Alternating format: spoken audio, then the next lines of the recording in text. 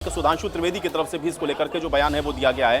तो ये बड़ी और अहम जानकारी आप तक पहुंचा रहे हैं। कांग्रेस के प्रदेश अध्यक्ष की तरफ से जो बयान दिया गया उस पर अब प्रतिक्रियाएं लगातार आ रही हैं और बीजेपी सांसद सुधांशु त्रिवेदी का भी बयान इस पर सामने आया है। तो ये बड़ी जानकारी आप तक पहुंचा रहे हैं। उदय भान के बयान पर सुधांशु त्रिवेदी बोले हैं और राहुल गांधी की मोहब्बत की दुकान में कितनी नफरत है, ये बात सुधांशु त्रिवेदी ने कही है। पार्टी के अध्यक्ष का बयान आधिकारिक बयान होता है क्योंकि प्रदेश अध्यक्ष हैं उदय भान और उनका जो बयान है यह आधिकारिक बयान है और सुधांशु त्रिवेदी की तरफ से यह निशाना साधा गया है।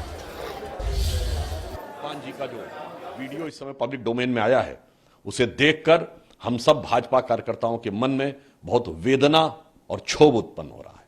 It is creating pain and anguish in the heart of not only BJP but also in the heart of each and every common man। एक जन सामान्य के मन में भी वेदना और क्षोभ उत्पन्न हो रहा है क्योंकि माननीय प्रधानमंत्री जी के लिए जिस प्रकार की घटिया, अभद्र, अशोभनीय भाषा का प्रयोग किया गया है, मेरे विचार से वो भारत की राजनीति में निम्नता की पराकाष्ठा है।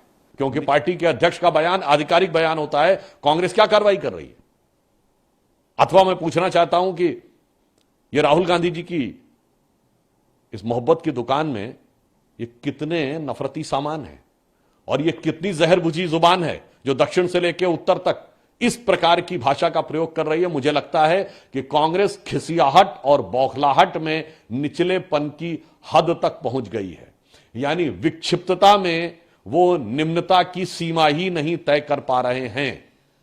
परंतु मैं स्पष्ट करना चाहता हूं कि हमारे माननीय प्रधानमंत्री जी ने कहा था, जब उनसे एक बार पूछा गया था कि आप इतनी ऊर्जा कहां से लाते हैं, जो आप 24/7 लगातार काम करते हैं, तो उन्होंने कहा था रोज 1 से 2 किलो गाली खाता हूं और उसके द्वारा ऊर्जा लेकर पुनः जनता की सेवा में जुट जाता हूं। तो मैं कांग्रेस पार्टी से कहना चाहूंगा कि जो आपने कहा है उस पर रहीम का वह दोहा लागू होता है कि जे बड़ेन को लघु कहें नहीं रहीम घट जाएं, गिरधर मुरलीधर कहें महिमा बदलत ना। अर्थात बड़े व्यक्ति को कितना छोटा करने का प्रयास करिए उसकी महिमा नहीं बदलती है। जैसे भगवान कृष्ण को इतना बड़ा पर्वत उठाने वाला गिरधर कहिए या छोटी सी मुरली उठाने वाले मुरलीधर कह दीजिए तो भी नहीं बदलती है। तो उस प्रकार मैं कह सकता हूं कि मोदी जी के इस विराट व्यक्तित्व पर जो राष्ट्र के लिए दृढ़ता से खड़ा है, जिसने अभी मात्र 48 घंटे नहीं गुजरे हैं जब भारत के इतिहास का सबसे स्वर्णिम अध्याय लोकतंत्र में उनके नेतृत्व में हमने जोड़ा है,